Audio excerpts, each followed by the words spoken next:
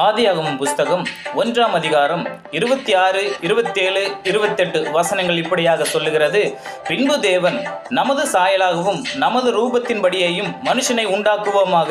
அவர்கள் சமுத்திரத்தின் மச்சங்களையும் ஆகாயத்து பறவைகளையும் மிருக ஜீவன்களையும் பூமி அனைத்தையும் பூமியின் மேல் ஊறும் சகல பிராணிகளையும் ஆளக்கடவர்கள் என்றார். தேவன் தம்முடைய சாயலாக மனுஷனை சிருஷ்டித்தார். அவர்களை தேவ சாயலாகவே சிருஷ்டித்தார். ஆணும் பெண்ணுமாக அவர்களை சிருஷ்டித்தார். பின்பு தேவன் அவர்களை நோக்கி, நீங்கள் பழுகி பெருகி பூமியை நிரப்பி அதை கீழ்ப்படுத்தி சமுத்திரத்தின் மச்சங்களையும் ஆகாயத்து பறவைகளையும் பூமியின் மேல் நடமாடுகிற சகல ஜீவ ஜந்துக்களையும் ஆண்டு கொள்ளுங்கள் என்று சொல்லி தேவன் அவர்களை ஆசீர்வதித்தார்.